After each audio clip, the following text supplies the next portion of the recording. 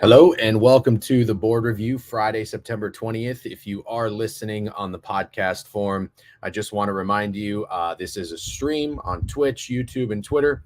I'm going to go ahead and play the lobby music for a few minutes, let people trickle on in, and we'll go ahead and get started. So feel free to hang tight if you're listening to the podcast or fast forward a couple minutes, and I'll talk to you soon. Peace. Or not peace. See you later. Where's this fucking music? Here it is.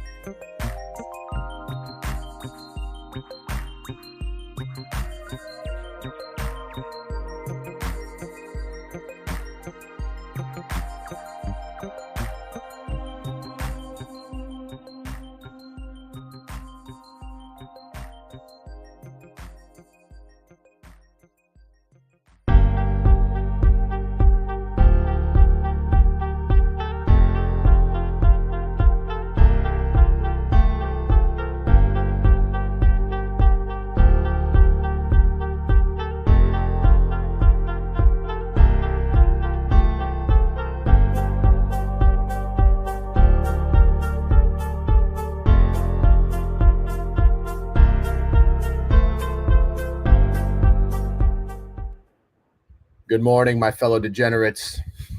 God damn it, I left this graphic up again. What's up? How are we? Do you like this black polo shirt, by the way? I'm at my parents' house. I leave tomorrow. But I realize I have clothes here, but I don't have a lot of clothes here. And the two Lululemon shirts I brought down and just stuffed in a backpack are dirty. So I had to see what was in my dresser, and I have like this golf polo. I guess I golfed in this. But you know what it kind of looks like?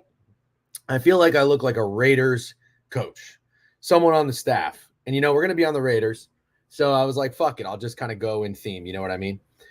Good morning. What's up, Chipper? It was always don't overthink it. Jets by a million. Yes, it was.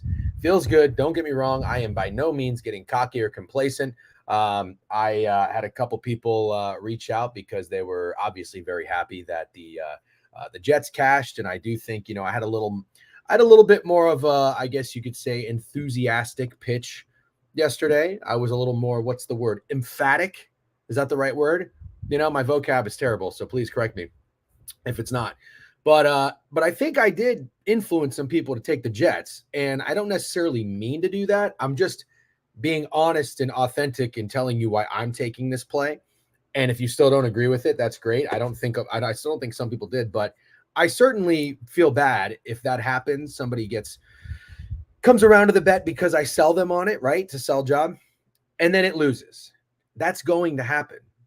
So just be careful, or not be careful, but just, whenever you come out and give me thanks, I really appreciate it. But at the same time, I didn't do anything. I didn't throw any passes. I didn't call any plays. I didn't make any tackles. I didn't do anything. Thanks to the Jets and Salah and Rodgers. Really, Rodgers was dialed in yesterday. I was happy to see that. And nice job too. I went on Owner's Box yesterday. Nice job to Sandy and those guys. I think they took the over in Rodgers passing yards. That was a great play. I thought it looked interesting on Underdog. 214.5 when he was at 170, 167, 176, a little bit higher than you'd expect. But honestly, he's Aaron Rodgers. Like, how low can you really make it? So I didn't really overthink it. But shout out to those guys. That was a great play. Really had no thoughts on the total in that game. I leaned under or like kind of right around the number. My exact score was 27-10. But just my quick takeaways. I want to say this. I thought the Jets came out and did exactly what they should have done. And I heard Chernoff reference this on his podcast this morning as well when I listened to it. They came out and they were aggressive and they were passing. I think they passed the ball in the first 5 plays, if I'm not mistaken. I did get a little concerned when they took their foot off the gas in the second half and they kind of were going back to just like run, pass. And I was like, oh no, when you have a 6-point spread, like even though it's 14-3 or whatever, like, crazier shits happen. But the defense looked very good. The defense looked good. I love the play calling from Salah. I got to give him his credit there. Love the Salah play calling. Very aggressive. I mean, it's like, listen, fucking force Jacoby Brissett to beat you. Take away the run game. And they did a pretty good job of that. I think Ramondre had like 1 decent carry, if I'm not mistaken. So anyways, happy with that outcome. And then also, I tweeted about it. I know that, we talked about it a lot in the stream and everybody kept referencing it and bringing it up. Where's the public? Like, what's everybody taking? Oh, my whole group chat is on the Jets. Oh, my whole timeline's on the Jets. Oh, Trent's going to be on the Jets. I am trying not to focus on that too much anymore because I hate getting in my own fucking head. And I really think I'm not making excuses, honestly, but like I didn't have a good year betting football last year, college or pros. And I really think I let that kind of stuff get into my head and like I like a play, but then, oh shit, I see 3 people on Twitter on it. It's like, fuck. And then I don't take it and then it hits and they win. And I'm like, damn it. Why didn't I just do what I wanted? And there's plenty of times that saves you. Plenty of times. I still like to know where everybody's at. And again, I always kind of get concerned sometimes, even more so than the squares or the average bettors. It's now concerning me sometimes when all the smart people and sharps, if that's what you want to call them, are aligning. And then there's a lot of steam on something. That is when it concerns me. Although it didn't really matter with Texas at Michigan. They were 3 up to 7.5. Everybody that put their money on the Longhorns was kicking their feet up while I was not. And maybe you could say I was trying to get a little contrarian there, fading steam and whatnot. But anyways, I'm going a little heavier with my football brain this season. I'm really putting in a little extra time. I know our resident troll, Alan Dims in YouTube, likes to give me a lot of shit for not watching the games and talking about the games, yet here he is every day watching, so I don't really care too much what he has to say. But there is a little bit of truth to that. I think that if I was like a VIP capper and selling plays, absolutely, I would be doing this essentially as a job, and I would be watching every single second I could of sports. But I want to make better decisions. I want to make smarter decisions. I'm still going to get nasty. I'm still going to take fucking contrarian bets. I'm still going to take gross plays. But I want to at least get some eyes on where I'm putting my money, and especially if I'm going to back it up on this platform with my words. So anyways, it was kind of a don't overthink it spot for me. Like I said in my tweet on, I think it was Monday that I put it out, it was really more so fading the Patriots than backing the Jets. Everybody was talking about the Jets 3 games in 10 days. The Patriots are playing 3 games in 11 days. I don't give a flying fuck. And nobody was talking about Jared Mayo and a whole new, brand new coaching staff turning around and preparing on a short week. I thought that was too much of a disadvantage. They got off to a little too good of a start. It was kind of time to come back down to reality. So really like the what the Jets did there. Start to finish, pure domination. And again, as a Jets Super Bowl ticket holder, I still have some concerns. There was a right tackle that got injured. You hope he's okay, obviously. But again, the defense looked good. I like what I see from Braylon Allen too. I love Braylon Allen at Wisconsin. I bet him to win the Heisman a couple years ago. Obviously, it didn't hit, but I love if you don't want to put too much on Breece Hall's shoulders and you're able to give him a rest and Braylon Allen comes in there. And even if he gets fucking 3 yards, it doesn't matter because he's bruising those defenders. You know what I mean? And in my opinion, that's really what you want to do when you're running the ball. You just want to wear down the defense more so than anything. So anyways, good shit. Congrats on the Jets win as a Jets Super Bowl ticket holder. That's a Vic. Thank you, Brian. You're very funny. A couple of comments here. We're going to get SVPAnalytics up here in a few minutes. He's if you're in the Discord, Discord, by the way, you know he's got a system he's been putting a lot of work into with the looking at the splits and kind of well, I'll let him explain it. But anyways, it's pretty interesting. I find it to be pretty successful. And he does give him out the plays and the sides that he likes and tracks them, which we appreciate. What else was I going to do? W graphic. Yes, Snidesy, thank you very much for the graphic. Those are great. I noticed on the YouTube page, our video for, I think it was Thursday or maybe it was Wednesday, college football best bets, got over 100 views. I'm not even really promoting YouTube. But I think that's pretty good. So thank you. I'm sure the thumbnail had something to do with that. Good morning, Alan Lazard. Yeah. Is it Lazard? I don't know. I took 2 plays, Alan Lazard and Jets. Fuck yeah. Pats are in trouble. Well, I mean, yeah, they had a 4.5 win total. Had a nightmare that I had Pat spread. Yikes. Good Pete segment yesterday. Yeah, JP. Glad he came on. I love hearing what Pete has to say. You think Garrett Wilson gets 1,000 yards again this year? Seems so uninvolved out there. Yeah, well, I saw Rogers' clip and he said that that the defense is really taking away Garrett Wilson, and I'm sure that's the case. But also at the same time, Rodgers is missing some throws to Wilson. So I don't know that I'm not like buying it all that like, oh, the defense taking away, there's nothing I can do. Rodgers is also just not on the same page with him. So they'll work it out. They'll be fine. What's up, Ron Mux? That's Pat's O-line might be worse than the Bears. Yep. Sick chain. Thank you. $60 at a clothing store. We love that. I do have to take a step up here pretty soon. Steak is giving me some shit. Gambling has become so mainstream that it's such a small sample size. Only time it worries me when a dog gets way too trendy. Sure. Yeah. That's fair. Oh yeah, I already read that. W subs. We got subs nice and early. Fat Girls. Let's go, baby. 10 sub banks from Fat Girls. Nice and early. We got a hype train here. What time is it? 10:41. All right. I'm going to get to SVP in a second here. Ryan Kinney, OK Brooks, D. Mahoney, Potato, Zigzag, DC, another player, Fluffy, Stamey, Dig Dat, and Drunk Before Nooner. Enjoy your month free watching the board review. Free Ochi Sharp. Nope, go back to your cell. Say thank you to Fat Girls for the sub banks. Thank you for the Fat Girls for the sub banks. I was obviously getting there. W Discord, get your ass in here. All right, and then we got great point and solid segue. App State was free last night, right? Yeah, that's a bummer. All right, on that note, we'll get into the newsletter plays. Let's go subscribe on the website. Newsletter's out. TheGeneratedWeekly.com. It is free. Thank you to those who pay. We have our best bets in there. We got 6 plays in the NFL, and we have 7 plays in college. 2 are tonight, 5 for the weekend. Gross board. We got some gross plays, like the spots. There is a theme. There is a trend we're following. I hope it works out. It's not a foolproof system. Don't go blindly till. All right, SVP, you good? I see you. I see you in the lobby. All right.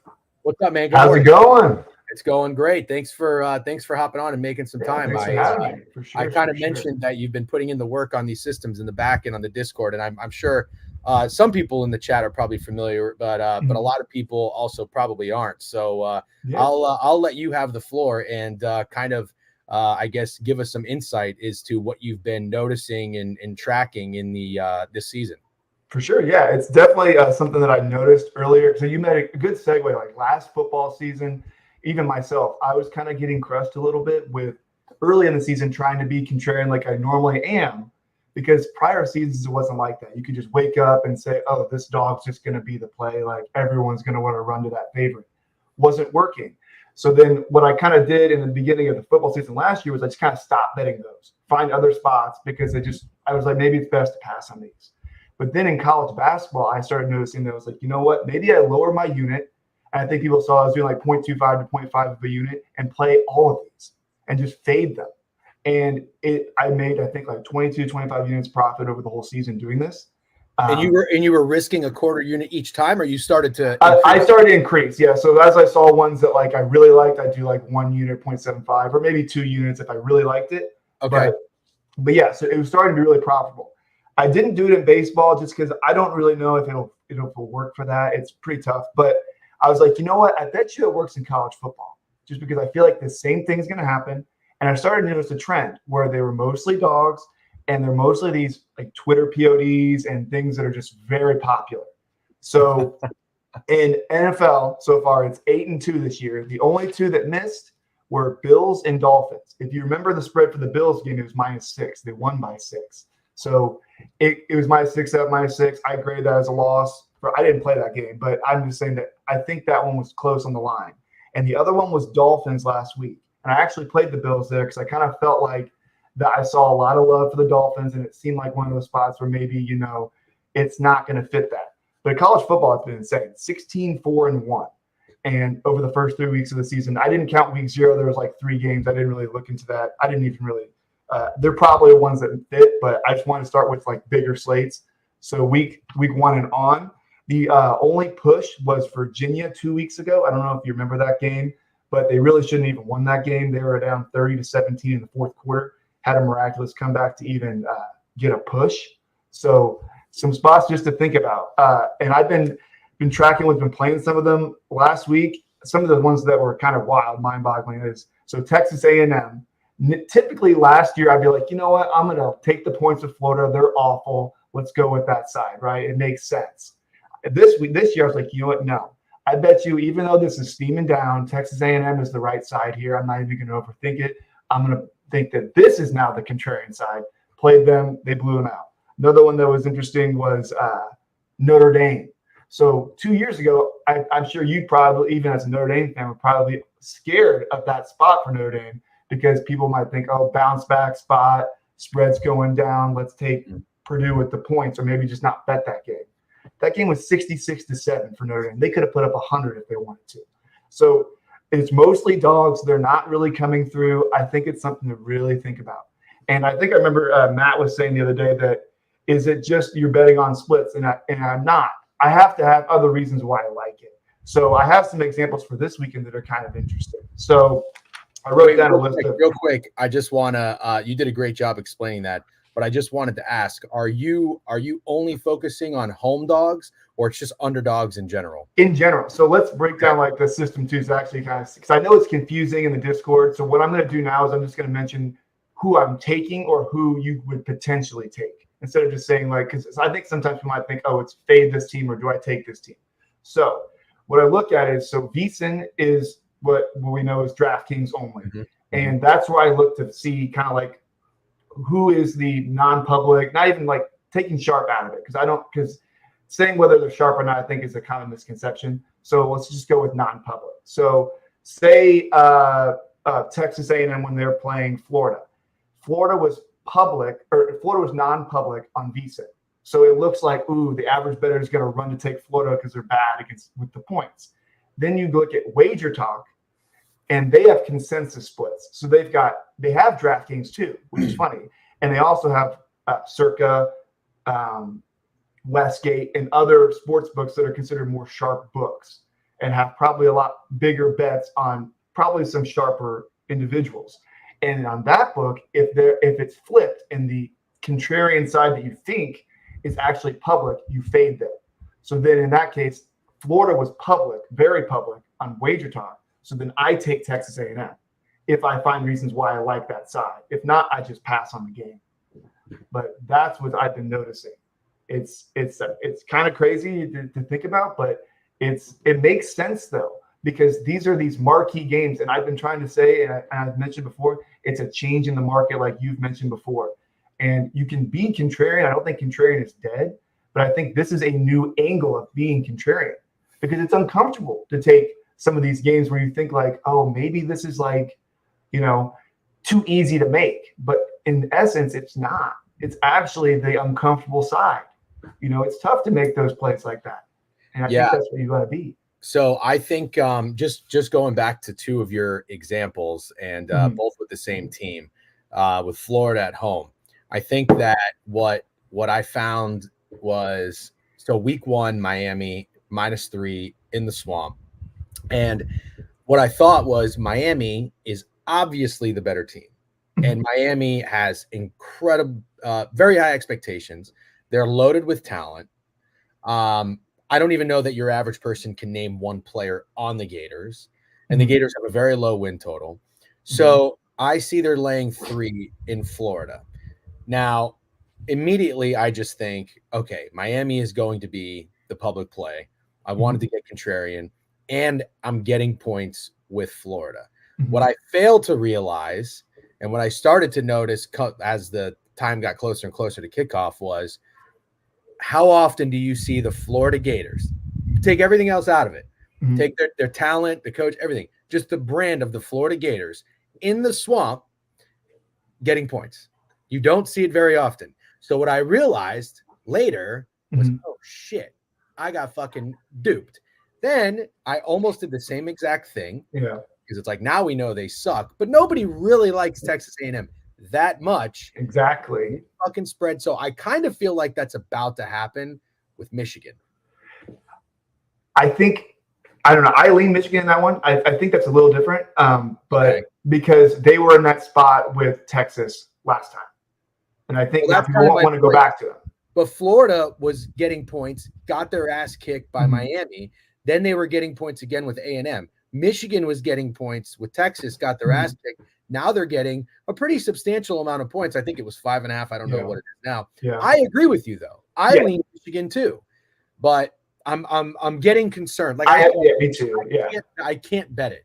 Basically, I think I might pass. I'm thinking Michigan. But what's funny about you mentioning that Miami Florida game? Can you venture to say who probably was the public side in that game? Actually, no.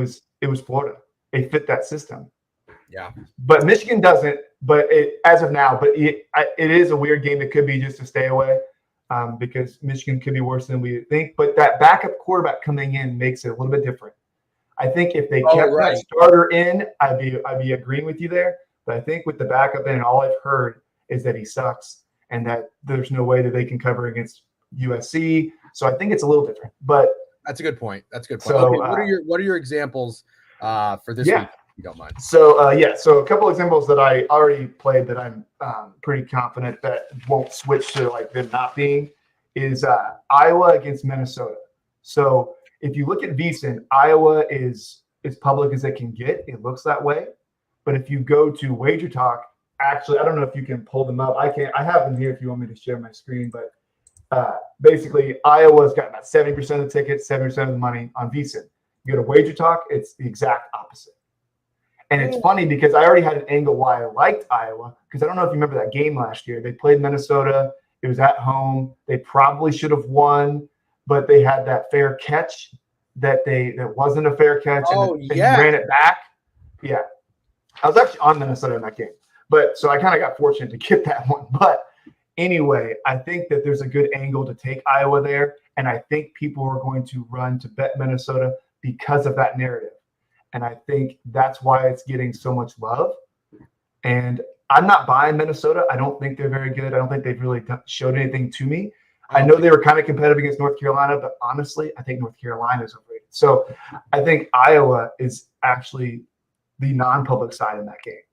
And so I'm going to be on Iowa -2.5. If you want to just take money line, I got it in early just because it's Iowa, and I don't want a -3 with a team that could struggle to score. But that's one weird example. Another example that I put in was Kansas State -6.5. So you might think that BYU is the sharp side or non-public side, and actually it's not. So it's funny. The NFL's got some really weird examples. I don't know if it'll stand, but Chiefs was the one that popped out to me the most. It's just kind of crazy that they're getting like 86% of the money on VSiN, but if you go to Wager Talk, it's the exact opposite. And it kind of makes sense. Wait, go back to Kansas State for a second. So Kansas State is -7 at BYU. Mm-hmm. And you're telling me at first, if I look at the splits on VSiN, I see 73% of the bets, 55% of the money on Kansas State, 27% of the bets, 45% of the money on BYU. Now, if you go to Wager Talk, it's 57% of the tickets on BYU and 75% of the money on BYU. Okay, so now which team, just so I kind of understand, I know a couple people are saying that you might be too smart for us, but I'm following. You're doing a good job of explaining.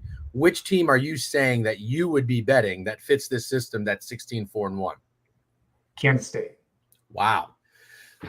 Okay. That's very, very interesting. And then when you see tomorrow, so some of these ones, I'm gonna list off some of the ones that fit as of now. And so Northern Illinois is funny. They play Buffalo. People are gonna run to bet Buffalo, right? I don't know if I'm gonna play that game, but it's just interesting because they just they won outright. We all know that against Notre Dame. And now people are gonna want to take Buffalo, run with the points with them. Should be easy, 14 points, right? Seems sharp, seems contrarian. Northern Illinois is actually the one that's not. I already mentioned Iowa. Colorado's an interesting one. I've seen Baylor everywhere. Baylor PODs, but fading Colorado. Colorado's not good, but it's actually flipped. Boston College is an interesting one. And this is why I wanted to lead into with Michigan. So 2 weeks ago, I took Michigan State against who did they play? Maryland. And I thought everyone's going to take Michigan. I'm taking Michigan State because I think that that's the one that people aren't going to want. And now everyone's in love with Michigan State. They're undefeated. They've only not covered once. They have the same spread that Michigan has 2 weeks later. I like Michigan. I don't like Michigan State. I think people are going to run to take them as a trendy dog on the road against Boston College.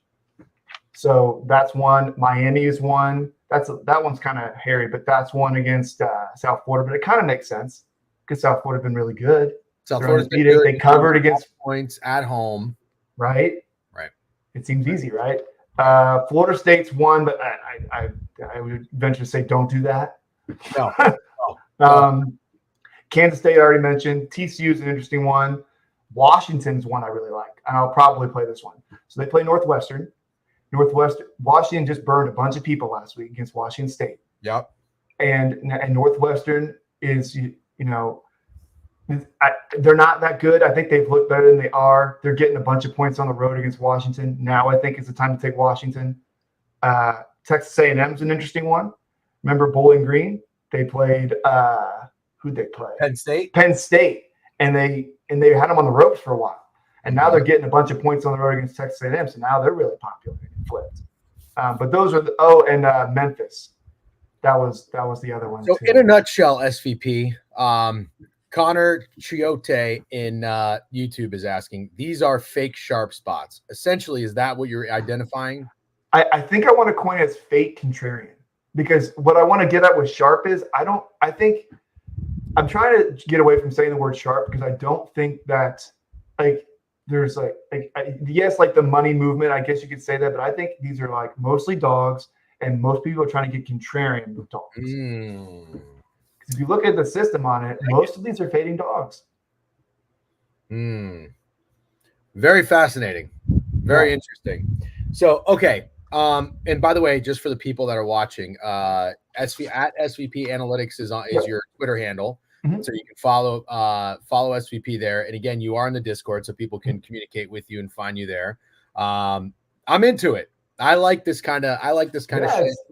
Yeah. I'm not saying play all of them, but I think it's.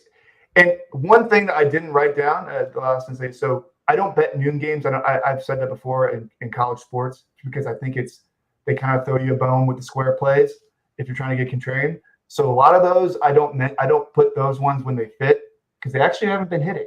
So it's interesting. So all right, give me before we sign off SVP, and I'm going to get Mid Major Matt up here. Yeah, sure.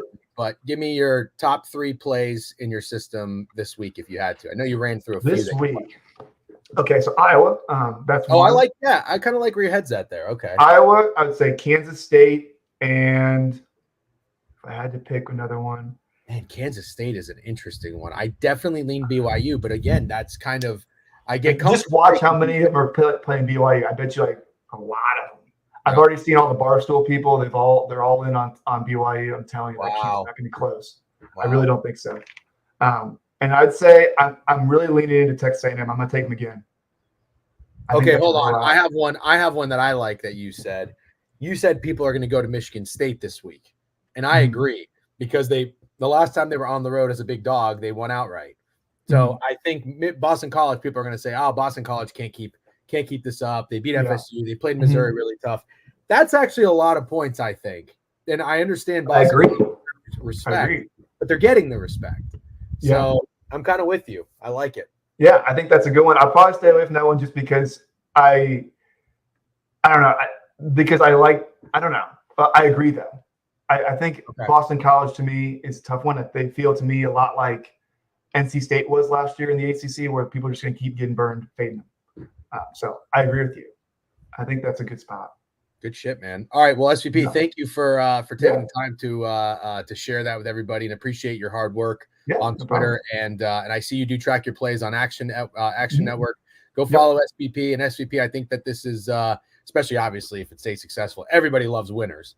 But again, regardless, I don't give a shit if you're winning or losing. I'm not blindly tailing anything, but I do appreciate people that are putting in effort and research and trying to come up with plays, putting themselves out there. It's a lot easier than fucking Hugh Walnuts over here on Twitter or on YouTube, just chirping people, sitting back and watching them. So anyways, thank you very much, man.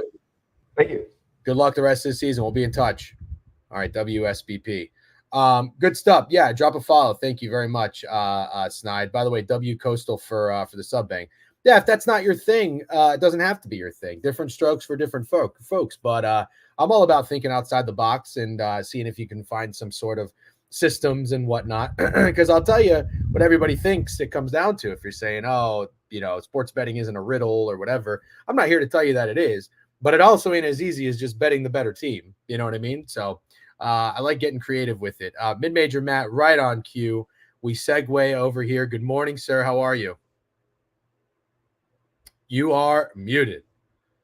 Goats are muted. Goats are muted. No, you are not thumbs up. Oh, now you're muted. Maybe it's an audio. No, can't hear you. You guys can't hear him, right? You want to go out and come back in or something? Yeah, give it a shot. You guys can't hear him, right? Good segment for sure. W Daniel. Yeah, let's go mid-major. You Walnuts got a shout out. That's right. Nobody's safe in here. I haven't seen her in months. Chick-fil-A gonna be good. Who spells Chick-fil-A Chick-fil-A like that? I don't like that. Matt muted. Yep, DJ, you're running a hell of an operation today. Well, I'm not really doing much. I'm just sitting back. I'm eating an acai bowl, which has loads and loads of sugar, but I got terrible sleep last night. I had what did I have? I didn't really drink much. I was driving, a couple Guinnesses and one just little vodka Sprite to just give me that nice little soda kick.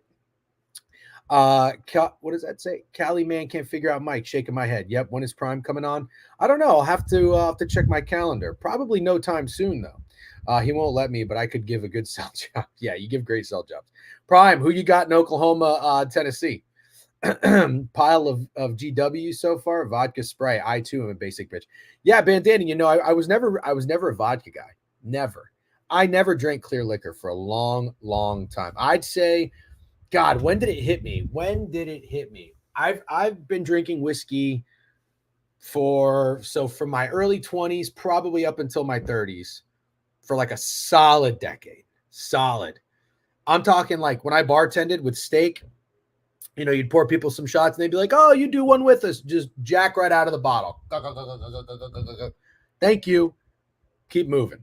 And then I don't know what happened, but I was like, man, actually I do know what happened. That's a lie. My fucking hangover started to get so bad. And my friends kept telling me, you got to go with the clear stuff. The dark liquor is terrible. And so, yeah, I switched to clear. And I was like, what do you drink with vodka? I don't want fucking orange juice. I don't want cranberry juice. What do you drink with vodka? So Sprite kind of makes sense. Gin's not bad. Kind of drinking a little gin here and there. I like martinis. But yeah, I'll tell you, man, I still have whiskey every now and then, but I sure do miss it. Lemonade. Oh, yeah, love me a good John Daly. Anyways, I was waiting for Mid-Major Matt to figure out his technical difficulties. I don't think we've got it figured out yet, so we're just going to keep moving. Did Matt go and buy another computer? That's very funny. A very good reasoning of why OU is going to win. No, I'm okay, Prime. But I do respect your opinion. I am on that under. Mid-Major Matt is back in the queue. Let's see what we got. Good morning. Hey, all right, W's. How are you, Matt? I'm doing well. How are you, sir? I'm doing well. I just have to ask one more time. Not Mid-Major Matt is a spinoff of an account that is Mid-Major Matt, right? No. Like so I guess it depends on perspective, right? So the first time I went on Trent's stream was 3 years ago, whatever, and I picked like some Division III college basketball team. I was like, what the fuck do I make my name all of a sudden? I didn't really have a Twitter handle then, so I was like, let's make it Mid-Major Matt for mid-major basketball team. And all of a sudden, weeks after that, I found out this EV guy that works in Wager Talk, his name is Mid-Major Matt. So I don't want to change my whole thing, so I'm just literally not Mid-Major Matt. So just yes and no. Okay. Yeah. That actually works. That's a better story than I thought it was. I thought there was just like reasoning. I thought there was like a Mid-Major Matt account on Twitter that talked about college basketball, and you were like, "Oh, this guy sucks," so I'm just going to be the opposite of him and be like a troll in the shadows without trolling, if that makes any sense. Yeah, it kind of makes sense. But I do want to apologize to everyone listening. Is you just heard someone very intelligent talk, and now we're transitioning to myself and DGen blabber between each other. So I apologize. This is how you're starting your morning. So I like that you manage expectations. I'm always big on under promise and over deliver. But I do say, and SVP, I really enjoyed. I thought he did a great job breaking that down. Yeah, and I like the spots that he brought up because it makes perfect sense. I was fucking leaning. What the fuck was it? BYU. You've seen these +3 home dogs like Florida get their ass kicked. So you got Iowa going into Minnesota. I thought that was very fascinating. But Matt, let's not waste any time. We have a lot to talk about. Love getting your thoughts on NFL. And I know if we don't do the stream, we try to do the spaces, so the weeks will fluctuate. But I would like to at least bounce things off of you and vice versa, especially with the chat involved too. So brain rot bets. Yeah, it's very funny. Auto Gelato. Birdman says, W Matt, my favorite guest. Hey, Irish cut this weekend. We'll talk about that later. All right, Matt. First and foremost, before I get your thoughts on the slate, and before I hear about the plays that you like, I'm going to selfishly first throw out my best bet to you and see what you think. And it is the Dolphins in Seattle. Now, I honestly don't know where you stand, but we did maybe exchange 2 or 3 comments back on this, and I think you lean the Dolphins, but I don't know that you're playing it or that you like it. We'll find out in a second. But I want to take this back a second because you and I have kind of been on the same wavelength with the Seattle Seahawks for the past 2 years, maybe, or maybe it was just last year. Geno under yards, was that last year or 2 years ago? Last season. Right. You had Geno under yards. I tailed you on that. Thank you. I also had Seattle to miss the playoffs as one of my favorite bets. The Seahawks are an interesting team this year. I know Mike McDonald, new head coach, which I have no reason to think he's not going to be successful. People really like this guy. I hear Chernoff say he's going to be one of the top head coaches in the league in a couple years. I think that sometimes we're getting a little carried away, though. Like I did hear a VSiN host say his debut was sensational. I watched a lot of that Denver Broncos Seattle game. I thought the first half was pathetic. So I don't really know. And it's still a rookie quarterback on the road and at home and whatnot. So I did, though, become a little bit of a prisoner of the moment with Geno Smith in New England last week. And coming away, I was watching the passing yardage because I had Kyler most passing yards, which did not hit. And I was like, motherfucker, Geno's in the lead. Yeah. So you look at that performance. Seattle throws the ball 44 times. And I think they did that, A, because Kenneth Walker was out, or B, they were trying to exploit the Patriots defense. I don't know. Maybe you do. But now they're coming back home, and they're playing a Miami Dolphins team with a little extra time to prepare and with a backup quarterback. And I think when push comes to shove, I think I feel better about backing Mike McDaniel with a little more time to prepare, and a guy, I know he's a backup, but he's been in the system 2 years. He's played 2 games, including a playoff game, and had that atmosphere, that tough atmosphere and environment in Buffalo where they put up 31 points. I think I'm okay taking the Dolphins in this spot where I feel like it's kind of a desperate situation for them. They don't want their season to seem like it's over, probably for the players, the fans, etc. I think they're going to bring their fucking A game.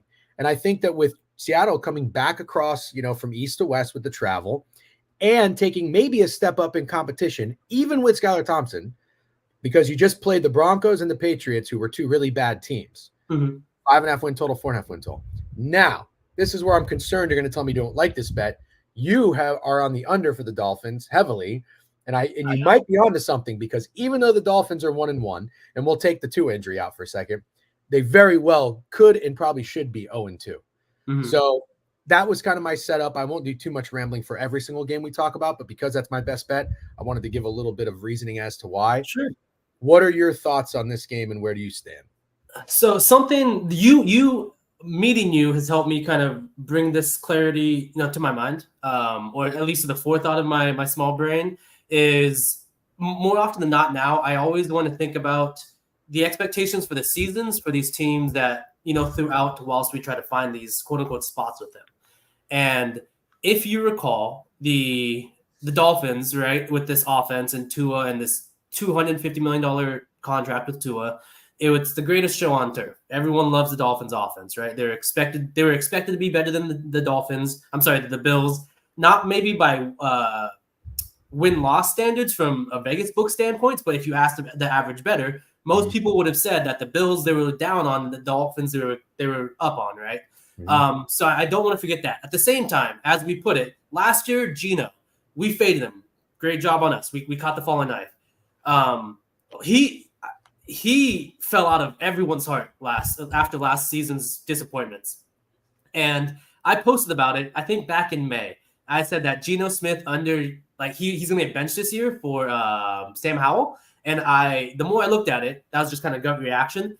I think I'm completely wrong. Watching Geno so far in 2 games, the first game looked absolutely abysmal in the first half. They got safety twice, which was just almost impossible to do, by the Broncos, a 5.5 win total team, juice to the under. They were not playing well. Second half, obviously, with Kenneth Walker, Geno plays phenomenal, leads his offense to a 6-point victory. Should have been like a 13-point victory with a garbage time touchdown by the Broncos. But they went on the road across the country last week against a Patriots team who was expected to be down, but who just previously went on the road and shut down Joe Burrow and the offense that everybody was high on, including, I think, yourself with a Joe Burrow MVP ticket. I don't have Joe Burrow MVP. He lost me with the blonde hair. Oh, okay, maybe it's steak then. It's steak. Okay, but so expectations, right? The Seahawks were expected to be bad, and not a lot of people were expecting them to be good this year. And I still don't think that carousel has come all the way around. I don't think that just because Geno has beat the two of the worst teams in the league by win total standards, that people all of a sudden are respecting him. I do like the spot to buy the bad news with Skylar Thompson, because as you put it, we have seen Skylar Thompson do very well in McDaniel's system, and I think he can do well. But I don't want to forget my season expectations for the Dolphins defense. It is not good. Their defense was overshadowed by Vic Fangio last year, who's not there anymore, by blitzing 70% of the time and getting home more often than they should have. So I think their defense is still due for big regression. And we saw it last week. The over should have hit, right? In the Thursday night football game. It was like 41 points with 25 minutes left, and there was no score after that. So call it a bad beat, call whatever you want. The Dolphins defense is not good. So I do like Geno to continue to surpass the expectations that everyone was down on him this year. I think he continues to play really well, especially without Kenneth Walker. We saw Jackson Smith and Jigba phenomenal last week. I don't think the Dolphins, you put Jalen Ramsey on DK Metcalf, they're going to get PIs and roughing just unsportsmanlike conducts every other play, so 15 yards either way on each other. Then you have Tyler Lockett. No one can cover him in the slot for the Dolphins. Don't care for the Dolphins pass rush. I like the Dolphins offense. If I was to back you, I would probably bet the Dolphins total team over. But I prefer the total game over in my perspective to back the Dolphins, but to not fade Geno. So I am looking at the Dolphins depth chart on defense. Yeah, I guess outside of Jalen Phillips, Calais Campbell maybe is probably getting older. Doesn't do much for me, honestly. Yeah. And then Jordan Brooks is a nice linebacker. I don't know the other guys. And then Jordan Poyer, nice player. I don't know who Javon Holland is, Ramsey, and then Kendall Fuller. We're not that crazy about Kendall Fuller. No. Here's what I think that the defense concerns me, and Geno Smith concerns me. I even thought about, I wrote in the newsletter, maybe I'm contradicting myself, but I was having a conversation with Fat Girls. Fat Girls hit me up. He's like, Kyler Murray MVP. I'm like, well, sure. I mean, you're probably buying him as high as you can, or maybe not, because the number will increase if he continues to put up this type of production. I was looking for a longer shot, and I'm like, what about Geno Smith, 75-1? And the reason why is, if he does perform well in an offense that just threw the ball 44 times, he's also got a new offensive coordinator from a really creative pass style of offense from Washington. So maybe as time progresses, he'll get more comfortable with the offense. Like you said, he's got that chip on his shoulder. He had a down season last year. So, but here I am fading him. And if this bet loses, I will come back to that of why did I do that? But at the same time, I wanted to take a step back and like, wait a minute. We are giving the Patriots credit for beating the Bengals. At the same time, the Bengals they are notorious for starting slow. Yes. So still a great job by the Patriots, not taking anything away from them. But that is something that the Bengals are known to do. Also, going back home and playing the Seahawks as gritty as they did, they really could have won that game. I forgot they were up 20-17 with the ball, and Ramondre Stevenson had a rush into like Seattle territory. And so can I interject just for a second? Yeah, go ahead. So I think with a little over 2 minutes left, Antonio Gibson ran like a 45-yard run into Seahawks territory. They blocked a fucking like 40-yard field goal. The Seahawks did on the Patriots. So instead of having to drive down the field and get a touchdown, the Seahawks with 2 minutes left, they had to drive down and only get a field goal. That completely changed the game. And how many fucking block kicks are we going to see this season?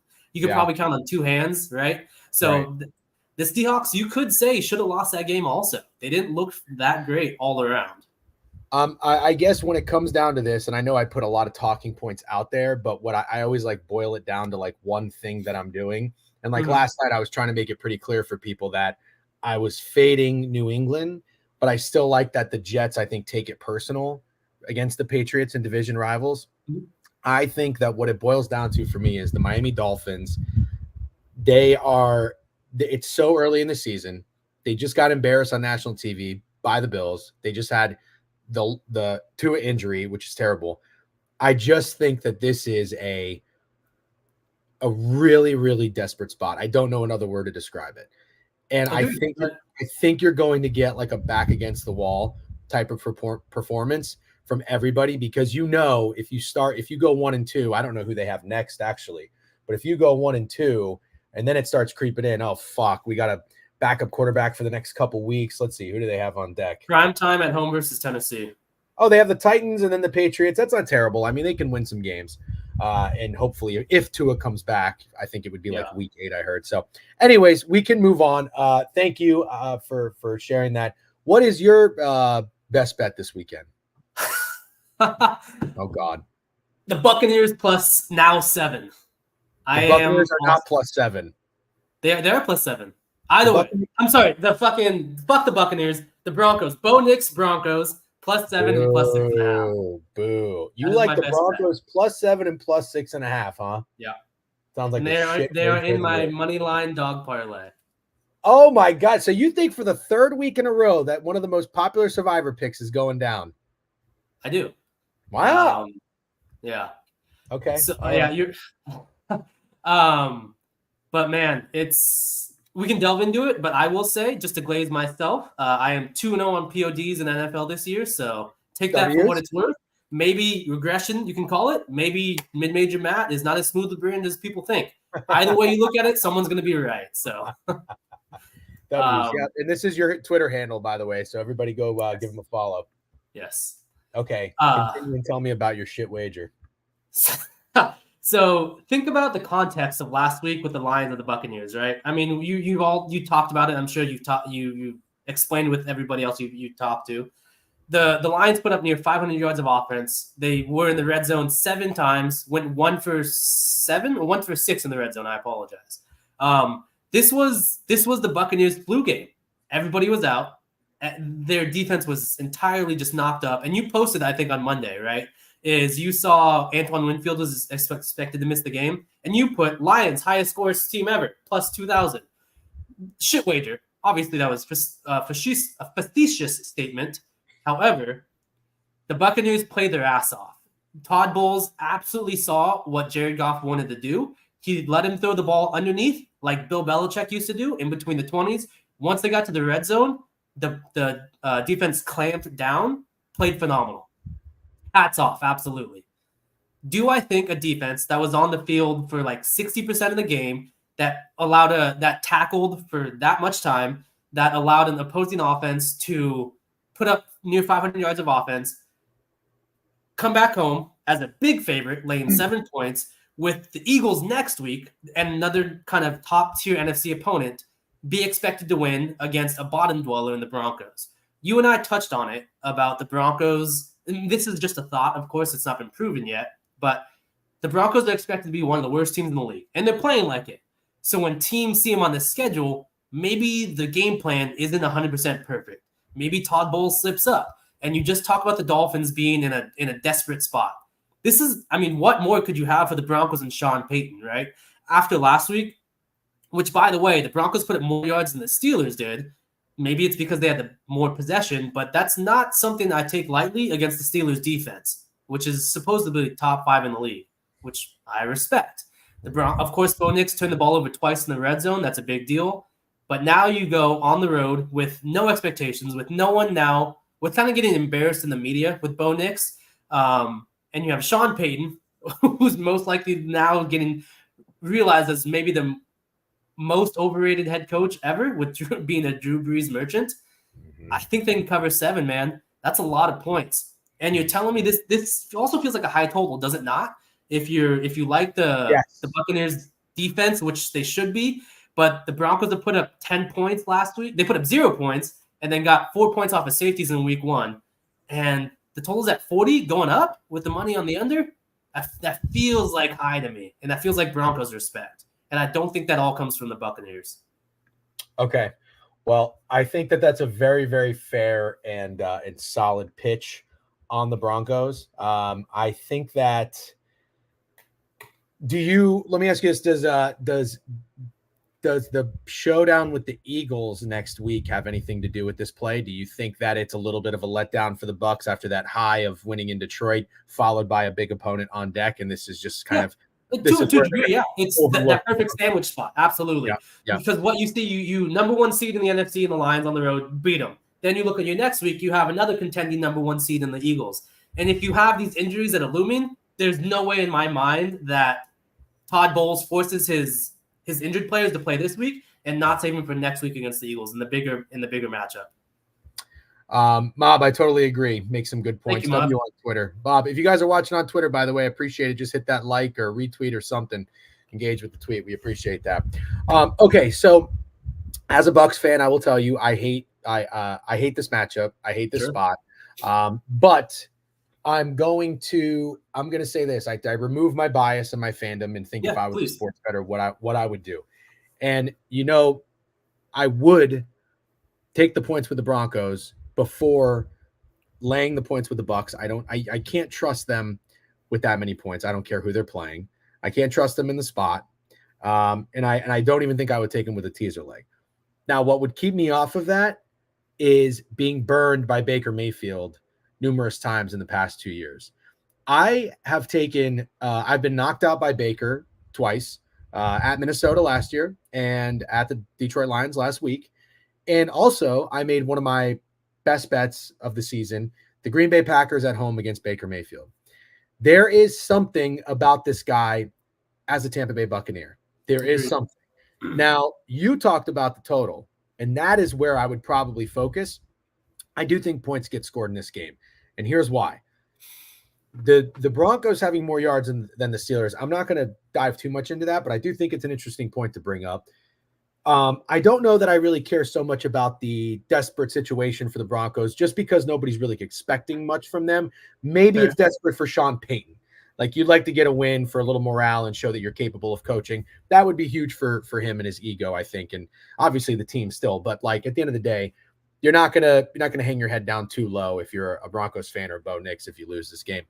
But there are definitely things to point to for points being scored. The injuries on the Bucs defensive line. No Vita Vea, no Clancy. I think Yaya Diaby is going to be okay. And then the secondary was missing a bunch of guys last weekend. And yeah, that was a Todd Bowles masterclass. Can they really do it again this week? It's a huge step down in competition, but sometimes that scares me.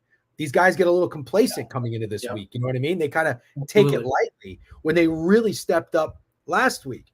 But the Detroit Lions still move the football. They just couldn't punch it in. So I won't give them like too much credit. The running game concerns me for the Broncos. Bo Nix's legs concern me for the Broncos, but I think the Bucs are going to score points. So if this game is going over, that would concern me in taking the underdog. That's the only thing. So I think I could see a Bucs 28-14 win and it goes over that 40-point total. But at the same time, because there's been chaos each week and because this is such a bad spot for the Bucs, I would absolutely not talk you off of betting the Broncos. So I respect the play to a degree, but I am fearful, mid-major, because you're a smart guy. You're a smart guy. Here's what I'm fearful of. Tell me. I'm fearful that it's one thing to make this a bet. It's another to make it your best bet. I'm fearful that if the Bucs do win 28-14, you're going to wake up Monday morning and you're going to say to yourself, why did I trust Sean Payton? I messaged you last week about your Daniel Jones POV. Yeah, you did. You nailed that. Yep. So don't fuck with me. I'll wait till I get screwed I'm by putting that voodoo on you now.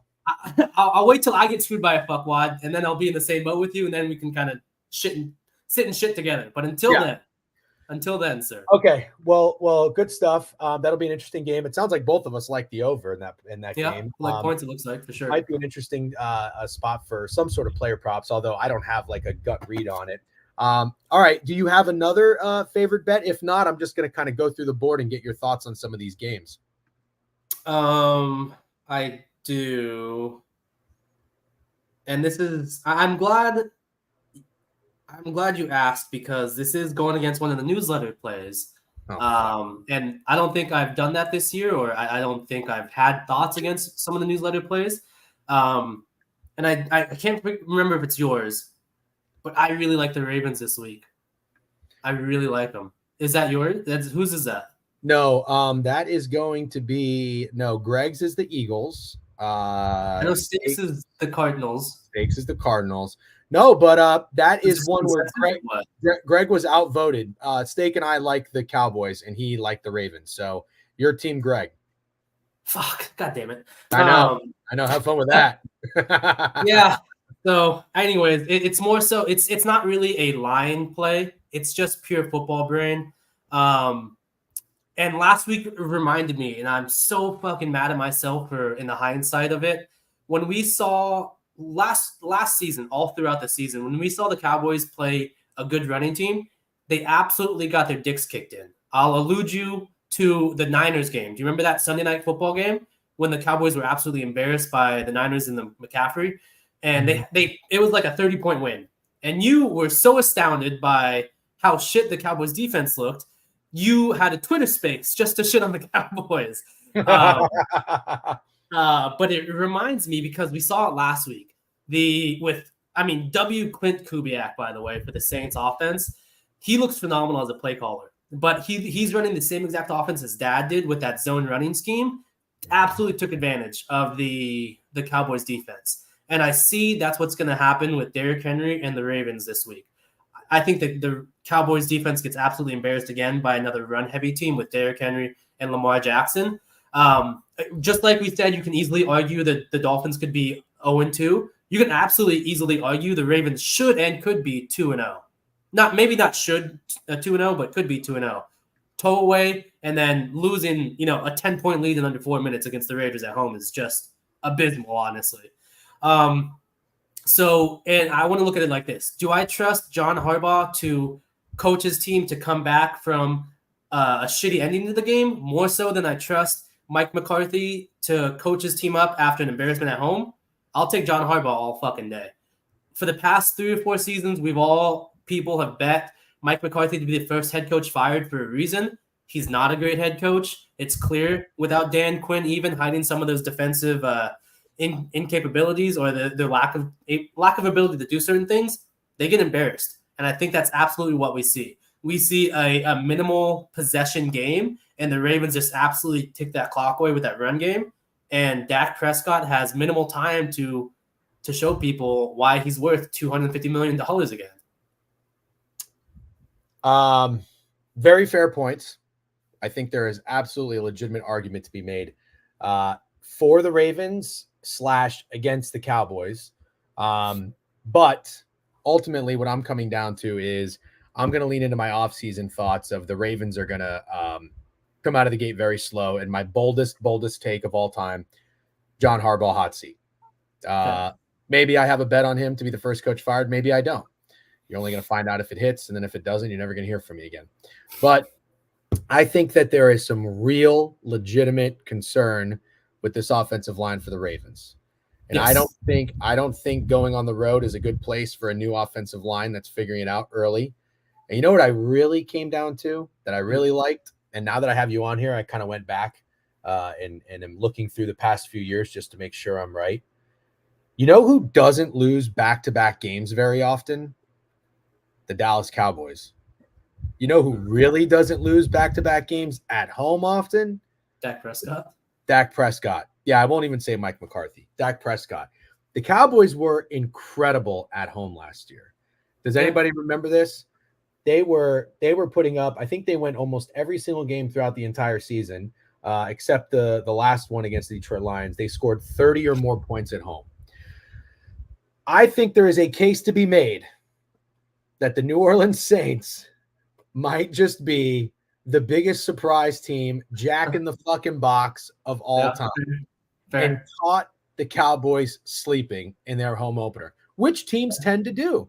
Teams tend to be sluggish in their home openers. We saw from Cleveland as well, obviously, in week 1 when they played the Cowboys, but there's a case to be made that the Browns might not be that good.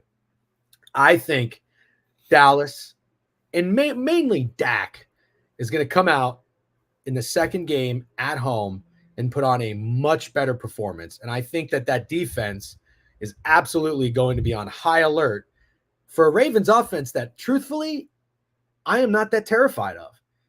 I respect Lamar Jackson. I really do. I respect him. I think he was the rightful MVP, honestly, both times. And I talk about it a lot, that I got fucked with Russell Wilson that first year. But I respect his talent.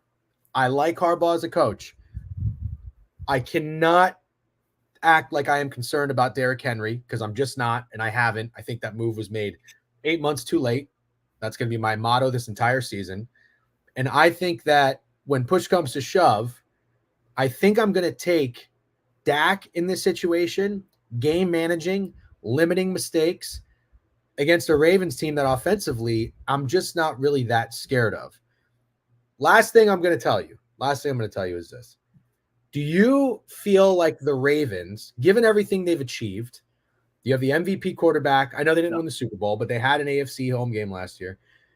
You probably think, I would imagine, that the Ravens, after blowing that double-digit lead in the fourth quarter at home to the Raiders, a much inferior opponent, that this is a big bounce-back spot, isn't it? Personally, no. You don't think that? Okay. I don't. It's more so just a football matchup for me. Okay. Then you don't think that at all, and that's fine. I assumed when I looked at the game that that's what the average person was thinking. I agree. That's definitely a perspective of people buying into, though, just not personally. So it's not you, which is understandable because I know you take a different outlook and approach than your average person. So I just was wondering if that was at all aligned. But I looked at it and I thought, I'm now always thinking, as we talked about with SVP, home dogs tend to be a bit, you think you're contrarian, but really you kind of are getting duped. Mm-hmm. I wondered if that line was weird, and I don't think it is. I think it's probably right where it should be. It's 1 point. You need the team to win. And I said to myself, nobody in their right mind thinks that the Ravens are going 0-3 to start the year. I don't think so. I just don't think that's the case. Okay, so fair enough. So let me contradict you with this. Let's say the stats that you found, great stats, but also very kind of platonic, right? In the Cowboys being great back-to-back, Dak Prescott not losing back-to-back. Do you also not think that's a narrative some people are basing their bets off of for the Cowboys? Yeah, but at the same time, I also go back and tell myself this was a Cowboys team that I didn't hear one peep about all offseason. What about the Ravens? I mean, people were, at least maybe not people, but like you guys, the smart people I try to hang out with, a lot of Joe Burrow love and a lot of Bengals love to bounce back, right? And I didn't hear a lot about the Ravens. You like the Ravens under. Yeah.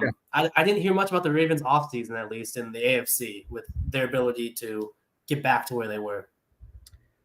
Fair point. I have no counter argument on that. I guess the addition of Derrick Henry is pretty much it. And outside of that, you had Isaiah Likely have a great week one.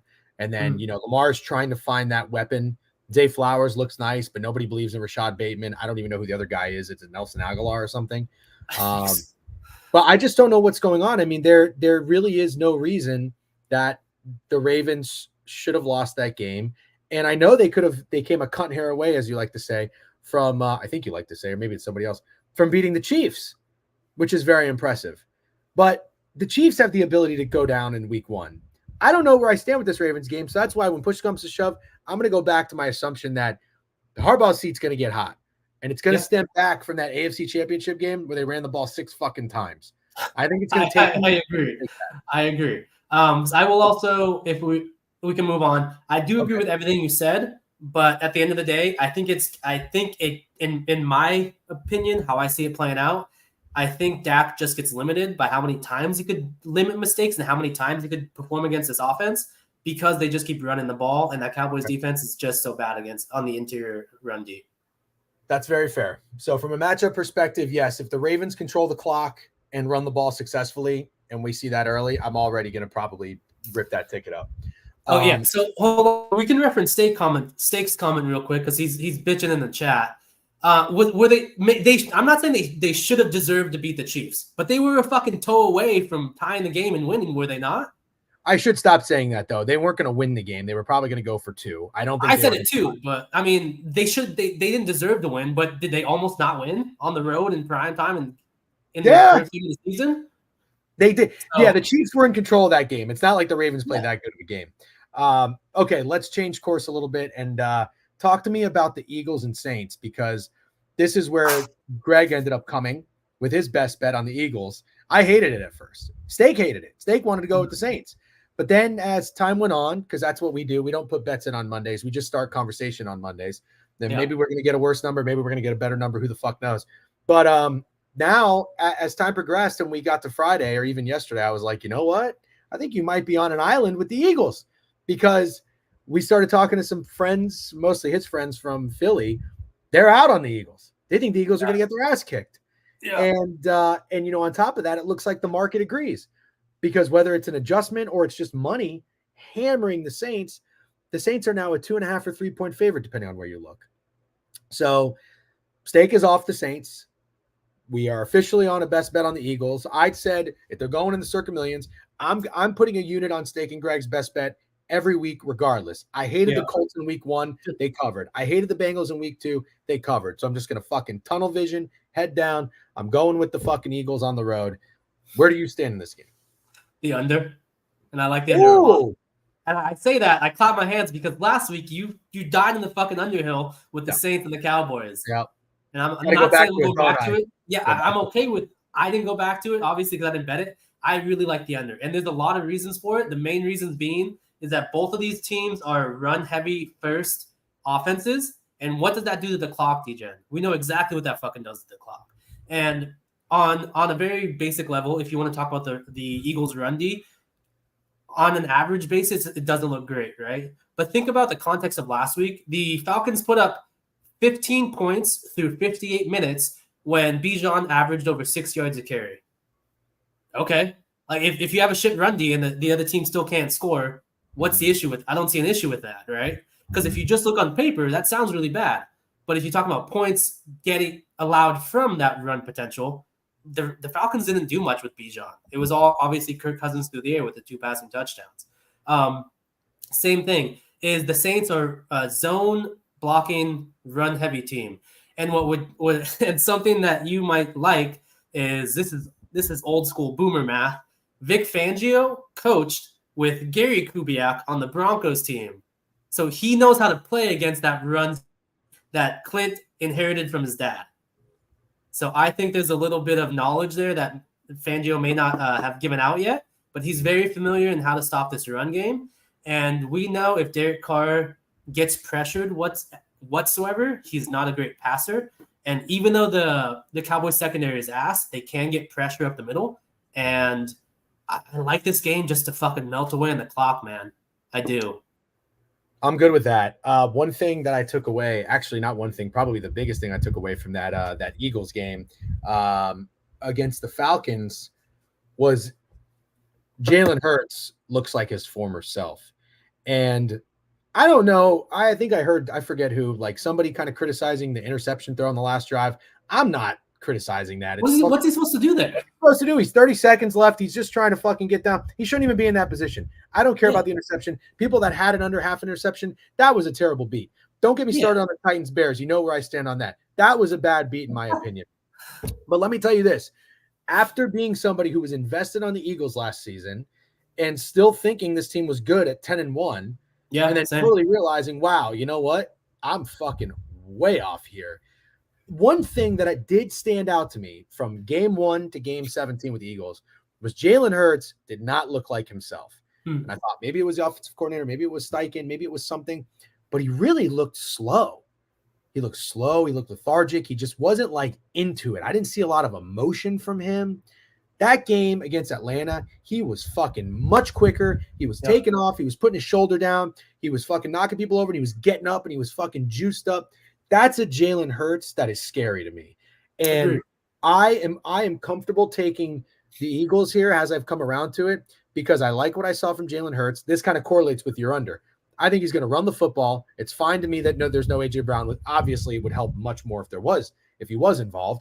But I think he can run the ball in this defense. And you've got a pissed off Saquon Barkley after just essentially costing them the game and hearing about it all week.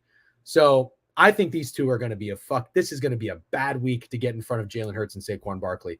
That's what I think. So it goes into your under. I could see this being like a 24-21 Eagles win kind of game. Yeah, I'm good with it. I will preface with everything that we're saying. Once the Saints win by 50 again, I do expect Rolo to shit on all of us, and I'll take it. Look, in a week where I think unders actually did quite well, it's like 10-5-1 or some shit. Yeah, I think it's pretty unbelievable to have an under in a game that went over in the first half in an NFL game. You just don't see that from how this season started. All right, Matt, I have to get your thoughts on the Carolina Panthers and Vegas Raiders. Why do you want to talk about it? Why are you spending time on it? Well, I just need to know where you stand because we are betting the Raiders. Oh. Yeah, we're betting the Raiders. Maybe you guys are the fake contrarians that SVP was alluding to or laying out. Honestly, I don't have much, man. Okay, that's fine. I will say this is when you guys started coming up on the stream and people actually realized that you actually had somewhat of a brain. And I, in my opinion, at least from when I was around, buying the bad news that stemmed with kind of you guys, and at least in the Twitter sphere of the gambling community. I would agree with that. I didn't hear it much. Right? We just saw it week 1 with the Jets. People who had not been around that long, they heard that CMC was out, and the second they heard that, you see all these Twitter profiles, CMC, Jets. This guy's rushing's over, all that shit. But you guys, if I wasn't paying attention because I had the Jets, if I knew that, I would have hedged out immediately. Mm-hmm. And if I saw that and then the news went back to the Jets line and not moving whatsoever with all the money on the Jets, I say that because we now have Andy Dalton. I saw Andy Dalton get announced on Monday, I think. And then what did we see? We saw all the Twitter profiles absolutely just lock in the Panthers at +6, +5, +5.5. This team is ass, bro. Mm-hmm. They're so poorly coached, and I don't know who posted it. I think it was Greg, you, Steak. I don't know. I don't care.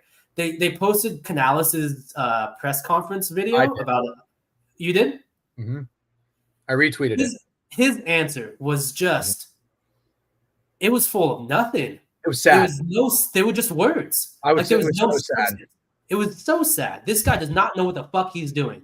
Yeah. Maybe he's just too early to be a head coach. Maybe he's just one of those guys who's meant to be a coordinator. He's in over his head.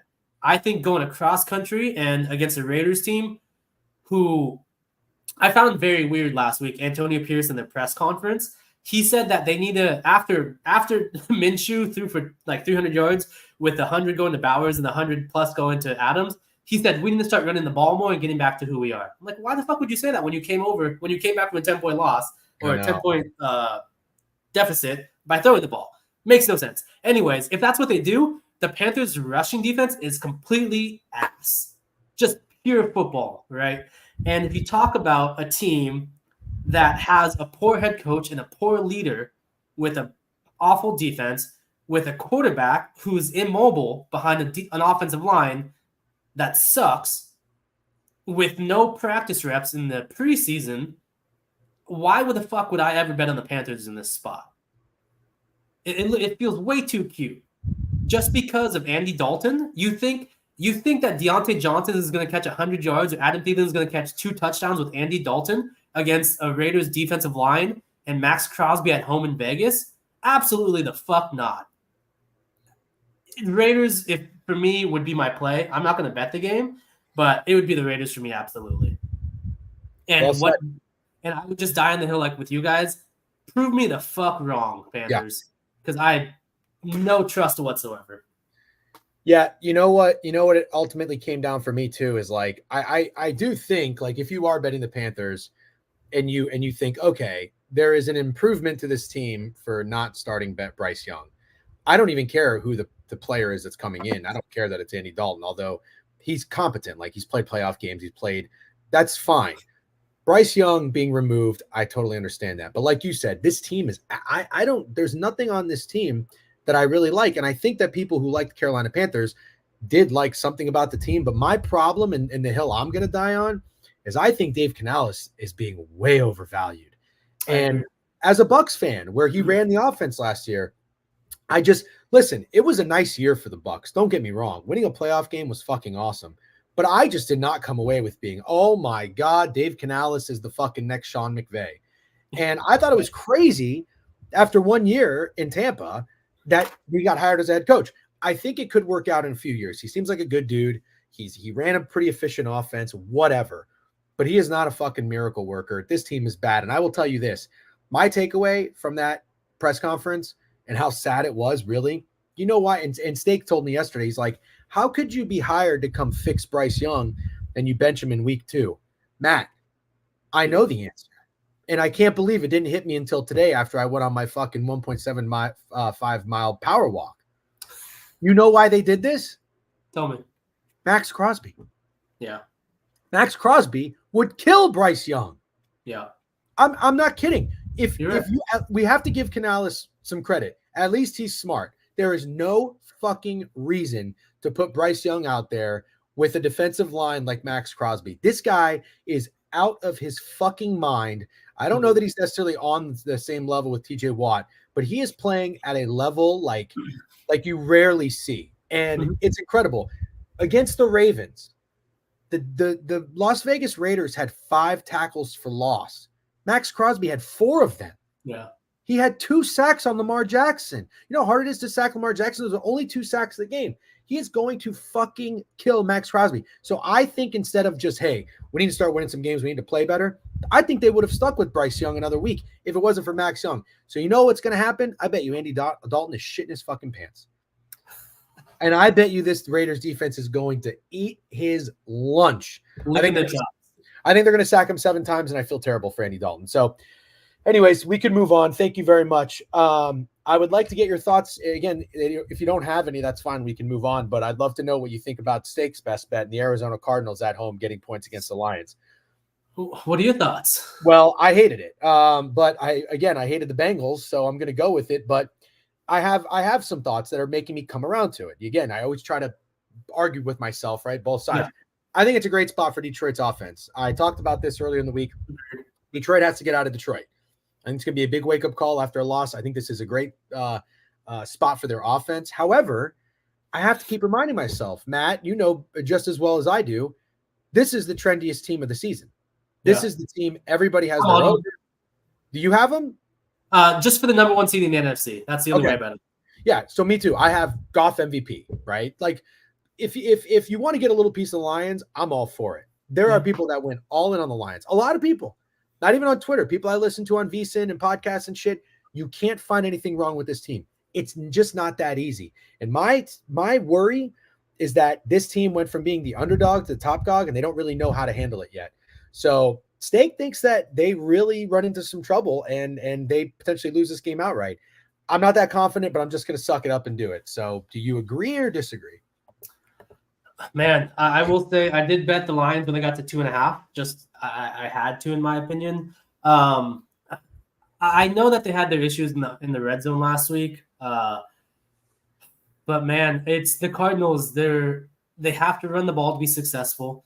And the Lions, surprisingly, their defensive line is much better than people realize with DJ Reader, and they can stop the run. Their secondary is still fucking atrocious. I don't care who they added in the offseason. It's still all-time bad. So I definitely see the path for success. Is that what I'm talking about right now? Oh, shit. I could see a path for success for the Cardinals offensively through the air. But again, I talked about this week one with some of the plays, and they all hit. Not saying that's correlative to the tier, but it's just a reason that I use until it no longer works in the NFL. Mm-hmm. Offensive lines and be able to run the game at the most, at the times I mean the most. I got to give it to the Lions, right, with Jahmyr Gibbs and David Montgomery. Again, until someone proves me different or proves me wrong, the Lions have the best offensive line in the league, and they have two studs at running back behind them. Cardinals defense is not great at stopping the run. Whilst I agree, I see a path for success for the Cardinals offense. Again, it's kind of like the Cowboys. I don't know how much time they're going to have in possession. If Jared Goff is having his issues like he had last week, why not just pound the rock 30, 40 times, on the road? Do you really want to get in a shootout after what you saw from the Cardinals offense last week? And we saw week one. I was watching the Bills-Cardinals game. The reason why the Cardinals went up 17-3 was purely because of Kyler Murray. They could not run the ball, and he wasn't really passing the ball efficiently. The pocket was collapsing, and he would fucking run for 20, 30-yard gains, which exhausts the defense, right? I mean, it gets them tired. It gets them off their feet. And you play defense in high school, when there's a big third down and you're expected to get a stop and you have to run that 10 yards to go play defense again, mentally you kind of get taken out of it. Like you kind of get tired after a while for sure. And I see that. I think you just get worn down. I think the Lions running game just wears down the Cardinals defense.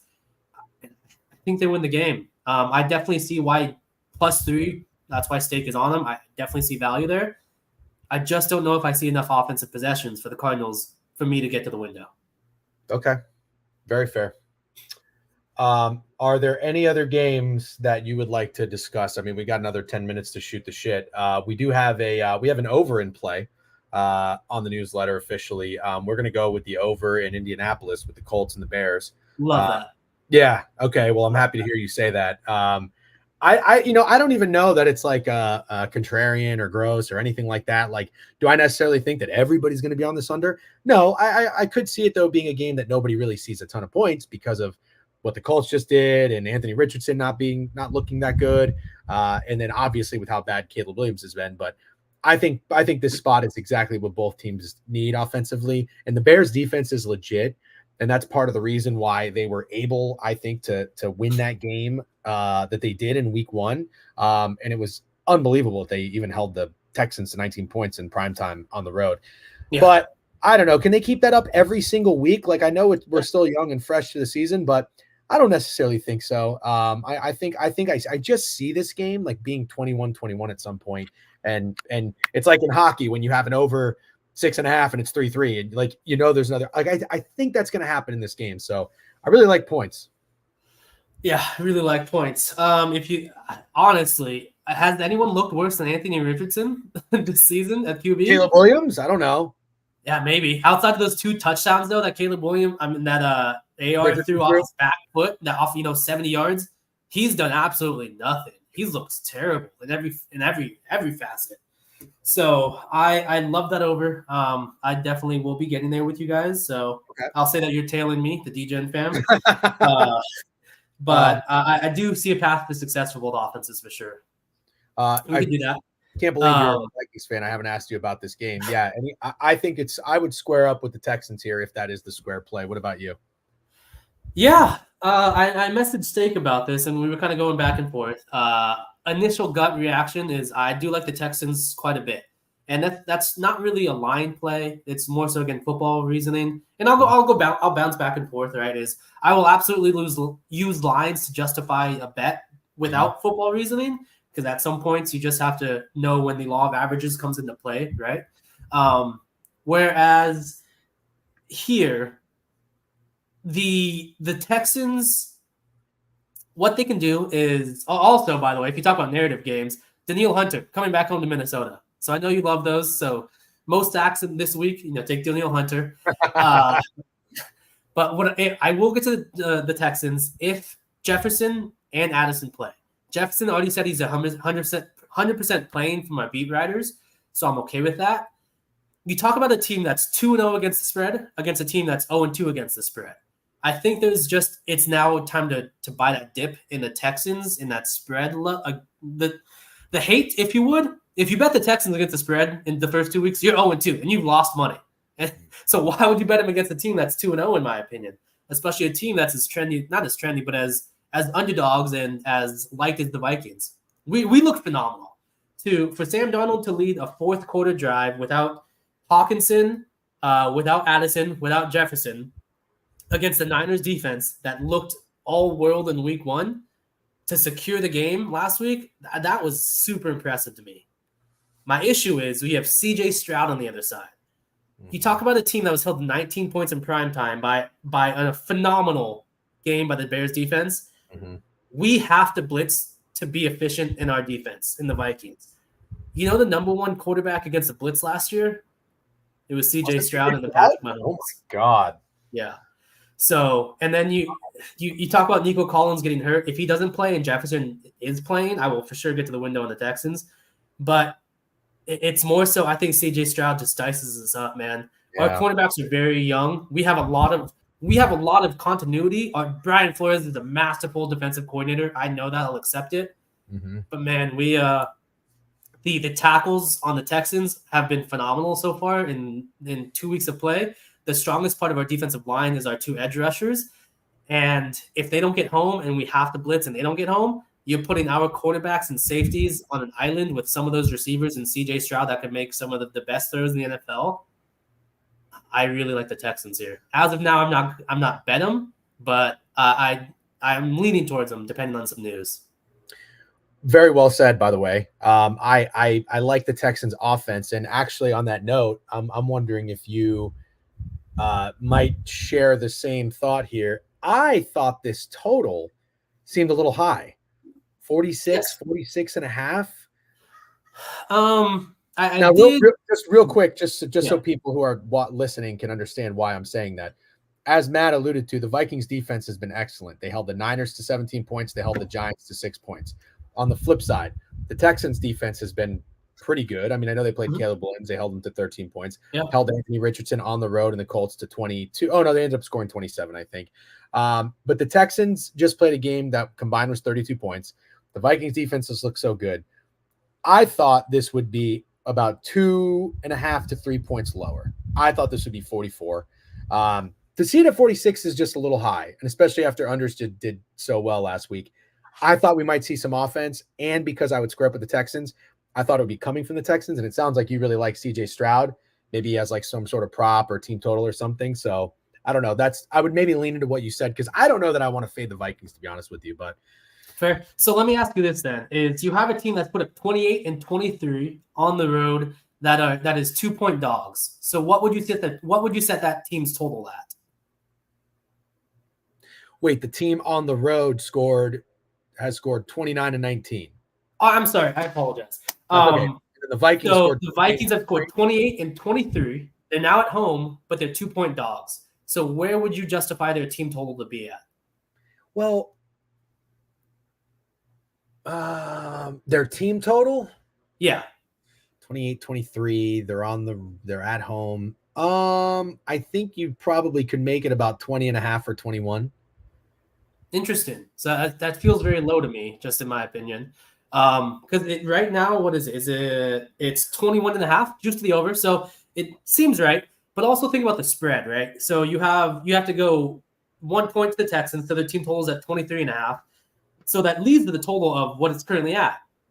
So it feels right to me if you think about it in that perspective. No, I guess, sort of. well, they both juiced over. So the Vikings team total 21.5 juiced over. They're most likely not going to get 22 points. That just seems odd. So 23-24 are the most likely scenarios if they go over. Would you agree? Yeah.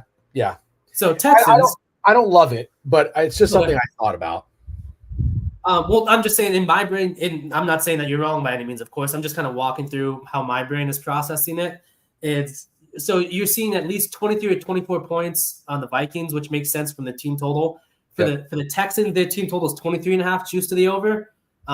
So if you're expecting at least 23, 24 points from them, so when you see a total at 46.5, it makes complete sense in my opinion. Okay. Just when I dug into it a little more. Fair way to put it. All right. Last closing thoughts, Matt. Do you like the Jags on the road getting 5.5 against your Buffalo Bills? They're the last leg of my money line dog parlay. Yeah. We almost had the Jags as an official play, and then Steak vetoed it. Fucking love it. Well, I think you guys are doing really well in NFL so far. I'm still up like 6 units. Yeah. I'm still up 6 units, all from week 1. Last week I lost a schmeckle. But so I'm still good with where my perspective and leads are coming from. Glad that we're on the same page there. I fucking love the Texans. I'm sorry, the Jags. Man, I don't know if that's a good thing because I'm a huge investor. But Trevor Lawrence has looked terrible. There have been open throws that he's just flat out missed. Last week, if you want to talk about his performance, it was raining in Jacksonville. So I don't know how much I want to put into that stock. Maybe he just doesn't throw well with the ball wet. Maybe he has small hands. Whatever the reason, he's missed throws that we've seen him make in the past. So, and what we also see, and we also realize, and I'll eat my crow on this one, the Jags defense has actually played really well so far this year. They've shut down Tua and the Dolphins offense, which, I mean, is something to say by itself. But I know holding the Browns offense to 18 points isn't a lot to talk about, but they looked really good. They had kind of control of that game for the most part. That defense did. And the offense had plenty of possessions to do something, and they just never came through. So I talk about a Jags offense who you and I liked coming into this year with Trevor Lawrence. Shit wager, clearly, on our end. But now we talk about a Bills team who, what I found interesting, and this is something a little secret, and it doesn't matter if it works or not, but you talk about the Bills team was 2-0, who had a 10.5 win total going into the season, juiced to the under. It's still at 10.5, barely juiced over, when a 5.5 point favorite as a home favorite. That kind of catches my eye. They won a game they should have, and then they won a game that they were essentially 50-50 in because the Dolphins opened -1. Sure. So then, they were +3 as a dog. So, we'll say 50-50. But now that's where it closed. I think they opened just a 1 point dog. Okay, I wasn't aware. You're right. I'm sorry. Then the market adjusted. So you're right. Yeah. So let's talk about this week then. What did this line open up at? +6, +5.5? I'll do my best to take a look, but I think you're probably right. The Jag 5. Okay. So we see some Bills steam. That's okay. But you talk about a game that the Bills should have won week 1. What was the Cardinals spread? 6.5, correct? Mm-hmm. So this is a game they should win at home, and they still have the 10.5 team total. It's juiced over by all means. I'm not saying it's going to dictate the end result of the game, but it catches my eye. I see what you're saying. Yeah, I see what you're saying. Does that make sense? Yeah. If they were on the road and they were a -3 favorite, by all means, this line would make sense to me. At home as almost a touchdown favorite against the Jags, who's 0-2 ATS. I'm sorry, who 0-2 straight up, 1-1 ATS. It catches my eye. Okay. And this is the line play. And so your money line parlay is Jags, Broncos, Anything else? Jags, Broncos, yes. Giants. Oh my God. Giants beating the Browns. Dude, Yeah. if they have a kicker, they win the game last week. Fucking tell me about it, Matt. They did not allow a touchdown. Fuck. So now you're telling me you have a defense that performed really well. I know the Commanders did not punt, but they also didn't allow a touchdown. Hold on. You cannot okay, they didn't punt, so maybe I said it wrong. But okay, yell at me. Go ahead. I said it wrong. Well, you're saying that because they didn't allow a touchdown. That is hogwash. They didn't force the fucking Commanders to punt. A quarterback making his second start ever. He didn't punt. Have you ever seen that? Have you ever seen a rookie quarterback not punt in a game, in his second fucking game? No, but let me use this now. I'm gonna yell at you now. So we talked about the Buccaneers defense being masterful, throwing a masterclass by not allowing a red zone touchdown. How many red zone field goals did the Giants hold the Commanders to? So if we're going to respect one take, let's respect the other one. 7. 7? You're saying they get credit for holding the Commanders to 7 field goals and 0 touchdowns. You got to give them something. Fuck that. I give them nothing. I give them nothing. No, I give the Giants something. The offense actually looked very good. Daniel Jones played a competent game. Malik Neighbors had 120-something yards. Devin Singletary ran really well. He had a shit fumble where he cut it back inside instead of running out of bounds, and the Commanders defense made a great play. The Giants should have won that game, but I thought their defense was terrible. But here's the thing. The defense didn't do anything. They literally just played bend, don't break the entire time. Yeah. So if like, I don't know, if that's what we're giving them credit for, fine. I think the Browns are in for a big day. That's okay. And I see the chat, so thank you for holding me accountable to the Giants being shit. I'm not saying they're probably going to win this game, but they're my moneyline dog parlay. And do I think that Deshaun Watson deserves to be near a touchdown favorite?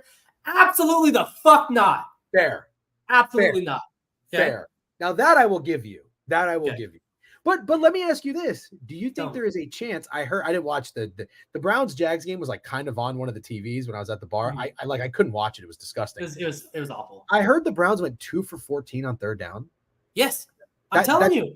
That's crazy. This Browns offense is terrible. And you're telling me you're only 7 points with them because they have a good defense. I explained this narrative. I'm not going to say I'm going to buy into it yet. And they're being bad at home this year and good on the road because it's been a 1-game sample size either way. But last year, and I'll bring this up for reference, not that it has any correlation, but we saw the Bears in primetime get 6.5 points at home against the Commanders. Do you recall that game by chance? It was a Thursday night football game. The Browns at home giving 6.5? No, so it was the Bears at home giving 6.5 to the Commanders. So the Commanders were yeah. So the Commanders were a 6.5 point favorite. This is when the Bears were like 0-4 or some shit on Thursday Night Football. The Bears won by like 2 touchdowns or by 10 points. And the reason being, and I use that reasoning because you have a team that just does not deserve to lay 7 points. And the line, people only look at the line and say, the Giants are awful. The Giants defense is awful. Daniel Jones is an idiot. I get it. I agree with you. But the Browns, in no way do they deserve to be laying 7 points. 7 points essentially. We have seen Myles Garrett. I bet him and I won Defensive Player of the Year last year. He absolutely takes plays off. He's a freak athletically. He takes plays off. Yep. I don't know if that's going to happen this week, but if he takes plays off and you have an injured Denzel Ward, who's been in and out of the practice this week. I remember it now. Yeah, DJ Moore was phenomenal. Justin Fields looked phenomenal. Not saying the same thing's going to happen. Commanders didn't deserve to lay 7. The Browns do not deserve to lay 7. And the only reason people are liking it is because they think about the Browns defense being phenomenal. And I'll go against the grain here and I'll buy against it. And they're in a plus 5,000 money line dog parlay. If you want to give me shit for that, by all means, go ahead. Right? I mean, no, I don't think anybody's giving you shit. Dave Martinez says you may have sold him. I think maybe people are giving you shit like I was because you said that the Giants defense looked good. I have two things. First of all, I will tell you this. I thought about making the Browns an official bet. Okay. I'm getting weird vibes. And ultimately I did not because of what you just said as one of your reasons. The Browns do not deserve to be laying this many points. Yeah. And I'm not a big Stefanski guy. No. Deshaun Watson has shown me nothing. The offense, you're right. It doesn't really look that good. So I said to myself, I'm not going to get involved with the Giants again. Their offense still looked competent. I'm going to sit this one out. Here is one of the things, though. When push comes to shove, Matt, think about the city of Cleveland. Think about the fans of Cleveland. And you know the Cleveland Stadium name is the Dog Pound. Do you actually see a world where a guy who looks like this is going into the Dog Pound and winning a football game? Do you actually see that? Cleveland, bring up a picture of Malik Neighbors in his slap. So yeah, Malik Neighbors is a dog. Malik Neighbors is a dog. But Matt, this guy is not walking out of Cleveland with a fucking win, with no supporting cast. I am sorry, it's just not happening. Well, let's place a friendly wager, just a respectful wager. $25 straight up. We'll take even money. You and me, even money. I would never no juice. Either no vig. I buy you lunch, you buy me lunch. I don't want to take your $25 when Daniel Jones can't muster up fucking a touchdown against the Cleveland Browns defense. But look, you're right. That offense is bad. I thought about getting there maybe with this under, but I think that if there is a game for, you know how I feel about these teams, their second game in front of their home crowds after they got embarrassed, kind of like what I alluded to with the Cowboys. I think that the Browns offense could find some rhythm starting against the Giants because their defense is so bland and boring, doesn't disguise, not creative, no pressure, no delayed blitz, nothing. Literally, they sit back and let you make a mistake. Jane Daniels made zero mistakes. The offense made zero mistakes. I think Deshaun Watson and the Browns will capitalize more than they don't against the Giants. So what you just said, Deshaun Watson will capitalize. That hasn't happened in 5 years. So why all of a sudden is it going to happen now? Because he plays a bad defense. He's been playing bad defense for 5 years. Why is all of a sudden is it going to change? Okay, this isn't wrong, by the way. Steak is kind of agreeing with you. Cleveland could lose to anyone. That's not wrong. They're not losing to this guy. Like, I just don't know what to tell you. I will. What did that Seminoles guy say? He'll eat shit out of a red Solo cup if FSU loses. Yeah, and he left Twitter. What's like a staple food item from Cleveland? I'm sorry? A staple food item? Go for? Yeah. What is Cleveland known for? I've never been to that shit state, so I don't know. Cleveland's a city. Oh, you're talking about you've never been to Ohio? Yeah. Steak went for the draft. He said it was actually kind of underrated. I'm not going to eat shit out of a red Solo cup. How about this? If the Cleveland Browns lose, Sky Dog, yeah. If the Cleveland chili, you've had that already though. The Skyline chili, dog. No, that was Cincinnati, I think. DJ and deleting his Twitter confirmed. No, I'll eat Popeyes out of the original packaging. No, you like Popeyes. Fuck you. That's a master negotiator. All right, it's 12:10 though. I do have to shut it down. Yeah. Matt, any final words or closing thoughts? Yeah. Go Broncos. God, you disgust me. No, I'm just kidding. It's probably a good time to take them. It's a bad spot for the Bucs. I wish you all the best. Matt, thank you for coming on and going over the board. Give NotMidMajorMatt a follow. There's his Twitter handle. Good luck today. Hey, why don't you do this? Tweet your best bet, and I'm going to comment that it's a shit wager. I'll do it Sunday, like 10 minutes before the game. Okay, that sounds good. I'm going to be, just so you know. Oh, wait, I got to work Sunday. I was going to say I'll be wearing my jersey. I'm not going to be wearing my jersey. Is it a 4 o'clock game or a 1? No, it's a 1 o'clock game. It's a 10 a.m. game, sir. All right. Well, here's what we're going to do. If the Bucs cover, I'm going to record a video and tell you that. How about this? If the Bucs and the Browns lose, then I'll have to do something that's actually disgusting. You guys can think about it. Okay. So how about this? We won't make a bet up straight. If the Broncos win straight up and the Browns win straight, I'm sorry, the Giants win straight up. You can't even say it because it's just not happening. A Bo Nix jersey or Daniel Jones jersey. All right, deal. Is that fair? You don't have to do anything. Win that. Not just one. No, I'm not buying you both. I'm buying you one. I'm not doing shit. I'm already betting on these teams. I'm not going to pay more to invest. I just told you. I'm the only one at risk here. That's how confident I am. Yes. The Broncos and the Giants win outright. I'll get you either or Daniel Jones or Bo Nix. Either or, yeah. You're going to give me a fucking Daniel Jones jersey so I can burn it, of course. But either or, that's the bet. We'll get you out of here, brother. Okay. Pleasure as always. Thanks talking to you. Thanks for having me. Likewise. Thank you, Matt. WMidMajorMatt. Thank you, everybody, for hanging out. That was fun. We went about an hour and 45 minutes. Geez, this chain keeps like creeping up and choking me. WMidMajor. The Broncos and the Giants are not winning. Unfortunately, his underdog parlay. It sounds nice in theory, but that's just not happening. But good luck on your bets. I still love a bold bet. You know, I'm just being silly. Good luck on your bets this weekend. Thank you to everybody who hung out. You have to run a marathon. That's actually a good one. Yeah, we should think about one. Good luck in the millions. Thank you, King of Car Seats. Thanks for tuning in. I appreciate it. W Matt. There we go. Yep. W Stream. Thank you. I almost said Fire Lasagna. Ooh, lasagna sounds good. Thank you, Le Sponge. Ooh, a little French, Le Sponge. Any stream on the weekend? Prop Talk. We're going to be doing Prop Talk earlier, though. Prop Talk's going to be going at 9 a.m., okay? 9 a.m. Eastern Standard. We'll talk with the Ramble guys and then send you over to there after so we don't run into each other in conflict. Coastal KC, Bork, and Shady Beef, thank you for the sub banks. I did not see those earlier. Appreciate it, fellas. Thank you very much. Is there anybody that needs to be rated? DGen Sooners Moneyline Trust. No, thank you, but thank you. I'll send you over to Owner's Box. I didn't get you over there last time.